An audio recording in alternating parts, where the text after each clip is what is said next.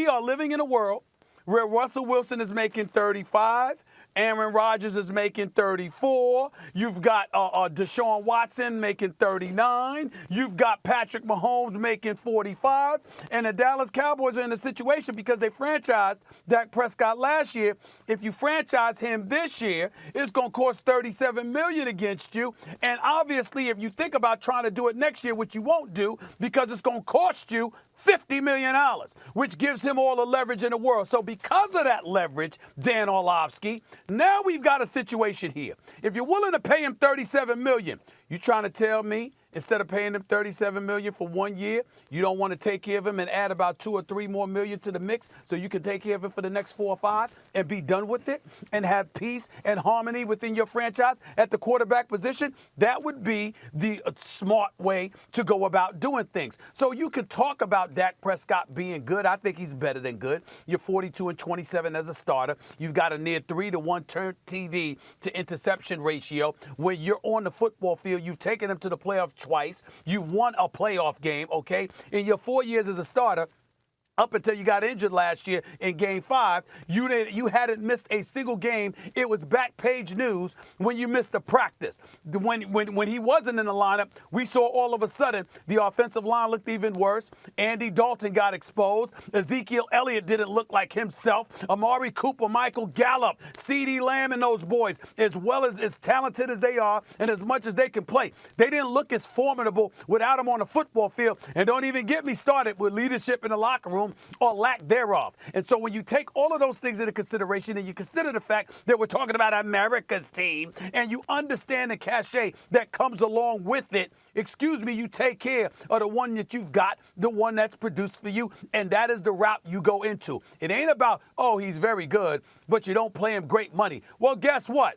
To the Dallas Cowboys, he's pretty damn great because they flat out stink without him.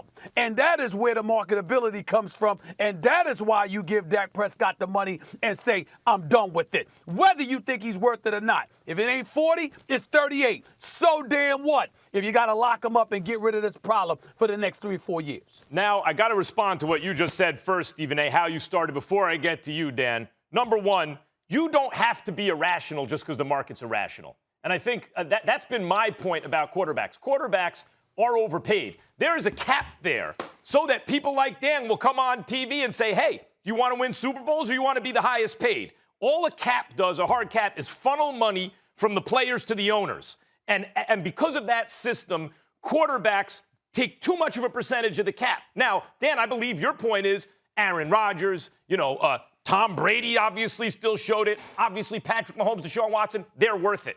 But you better be sure your guy is worth it before you give him that money. And even if it is, it could be a handicap to you the way it is Russell Wilson in Seattle. Okay, that's one. But here's why actually Stephen A. is right in this case, and you're wrong, Dan, because I had the exact same point of view you do now a year ago. A year ago, I had the same point of view as you. 3 things happened, okay? That means that Jerry Jones has lost the negotiation.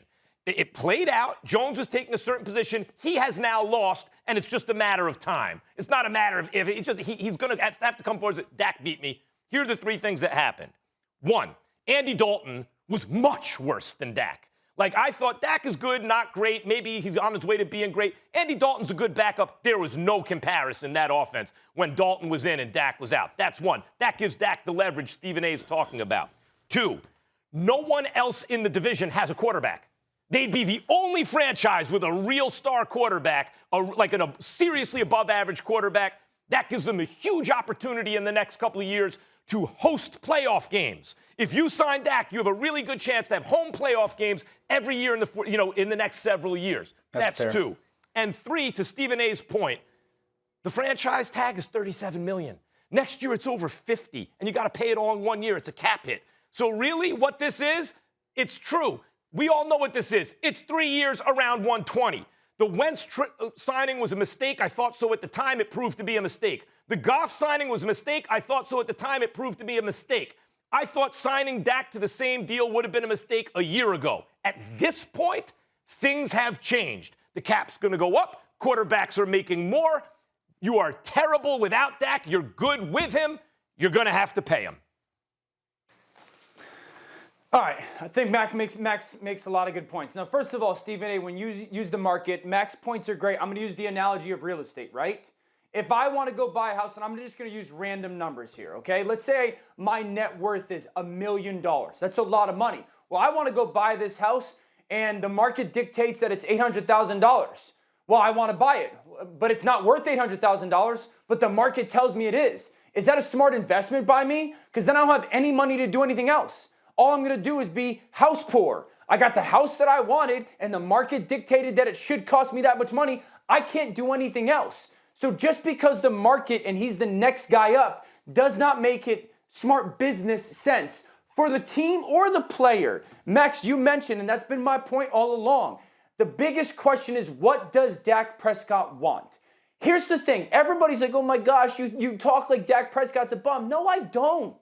I talk like Dak Prescott is a good quarterback. I have never said anything other than Dak Prescott's a good quarterback. I want somebody, whether it's either of you two, Molly, someone at home, to tell me when Dak has been great, when he's elevated. Because Stephen A., you point the win-loss record and the stats.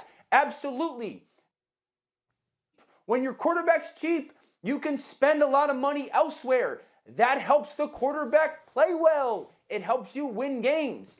Outside of 2016, that's 5 years ago. The last 4 years, they're 29 and 25.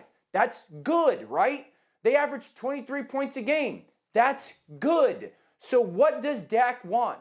Does Dak want to be the highest paid quarterback in football? Yes, the way he's business sensed that, he's earned that right then. So go ahead and do that. But understand, you're not going to win doing that. It's almost impossible. Thanks for watching ESPN on YouTube. For live streaming sports and premium content, subscribe to ESPN+.